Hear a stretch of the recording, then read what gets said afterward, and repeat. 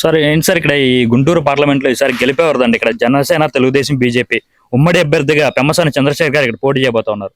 అలాగే వైఎస్ఆర్సీపీ నుంచి కిలార్ రోషి గారు పోటీ చేయబోతా ఉన్నారు.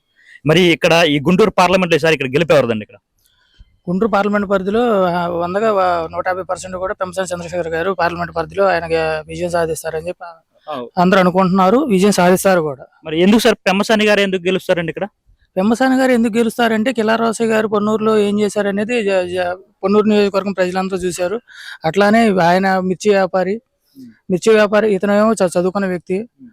అమెరికా నుంచి వచ్చినా కానీ ఎన్ఆర్ఐ మామూలుగా ఇక్కడ నుంచి అమెరికా వెళ్ళిన వాళ్ళకి స్టూడెంట్స్కి కానీ విద్యార్థులకు కానీ ఎవరికైనా సరే మామూలుగానే అతను చాలా పెమ్మసాని ట్రస్ట్ ద్వారా అతను ఎంతో హెల్ప్ చేశాడు. అతను విద్యావంతుడు కాబట్టి 100% అతనే గెలుస్తాడని చెప్పి నమ్మకం ఉంది. ఇప్పుడున్న వైసీపీ పార్టీలో రోజుకు ఒక అభ్యర్థిని మారుస్తున్నారు. మొన్నటిదాకా మామూలుగా ఉమ్మారెడ్డి వెంకటరమణ గారు అనే వ్యక్తిని పెట్టారు. అతను నా వల్ల కాదని చెప్పి అన్నారని చెప్పి మామూలుగా టాక్ వచ్చింది. తర్వాత కిలార్ రోషి గారిని పెట్టారు. ఇప్పుడు అతను కూడా నా వల్ల కాదు అని చెప్పి అంటున్నాడు అని చెప్పి అనుకుంటున్నారు. కాబట్టి రోజుకో వ్యక్తిని అతను ముందు పెమ్మసాని చంద్రశేఖర్ గారి ముందు ఎవరు నిలబడలేక ఎవరిని నిలబెట్టలేక వాళ్ళే సర్దుకుంటున్నారు. కాబట్టి 100% జనసేన, టీడీపీ, బీజేపీ ఉమ్మడి అభ్యర్థి అయిన పెమ్మసాని చంద్రశేఖర్ గారు 100% గెలుస్తారు.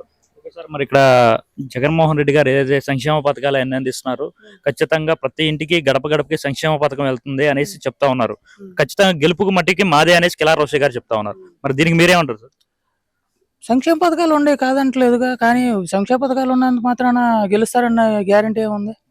మీరు డబ్బులు ఎంత ఇచ్చారో మామూలుగా ప్రభుత్వం పరంగా మీరు ఎన్ని పథకాలు అయితే ప్రవేశపెట్టారో అన్ని పథకాలకు మీరు డబ్బులు ఇచ్చారని కాదంట్లా. అభివృద్ధి ఏది? ఇంత మటుకు బయట రాష్ట్రానికి వెళ్ళి ఇప్పుడు మామూలుగా మీ రాష్ట్ర రాజధాని ఏదయ్యా అంటే చెప్పుకునే పరిస్థితిలో ఉన్నాం మనం. ఎందుకున్నా మీరు ఫస్ట్ అమరావతి రాజధాని అన్నారు. ఆ రోజు 33 ఎకరాలు కావాల్సిందని చెప్పి అసెంబ్లీ సాక్షిగా జగన్మోహన్ రెడ్డి చెప్పాడు. సరే చంద్రబాబు గారు చేశారు. చేసిన తర్వాత ఆ రోజు చెప్పారు. తర్వాత గెలిచిన తర్వాత వెంటనే మాట మార్చారు. కాసేపు వైజాగ్ అంటారు, కాసేపు కర్నూలు అంటారు. అసలు రాజధాని అనేది మనకి ఇంత మటుకు లేదు. ఇంకా మరి అభివృద్ధి లేనప్పుడు ఎట్లా గెలుస్తారని చెప్తారు? అంటే పథకాలు ఇచ్చినంత మాత్రాన ఓట్లేసి గెలిచేటట్టు అయితే ఇంకా అందరూ పథకాలు ఇచ్చేవాళ్ళుగా. ఇప్పుడు దాకా రాజశేఖర రెడ్డి గారు చేశారు, అంతకుముందు చంద్రబాబు నాయుడు గారు 10 ఏళ్ళు చేశారు, మధ్యలో కిరణ్ కుమార్ రెడ్డి గారు చేశారు, రోసయ్య గారు చేశారు. ఎంతమంది చేసినప్పుడు అభివృద్ధి లేకుండాను ఓన్లీ పథకాల మీద ఎవరో రాలేదు కాబట్టి కాబట్టి వైసీపీ గెలవడం అనేది అసాధ్యం. పెమ్మసాని గారికి గెలుపు ఇక్కడ. పెమ్మసాని గారు 100% గెలుస్తారు. ఎంత మెజారిటీ అండి సుమారు? మినిమం 50,000 నుంచి 1 lakh రావచ్చు.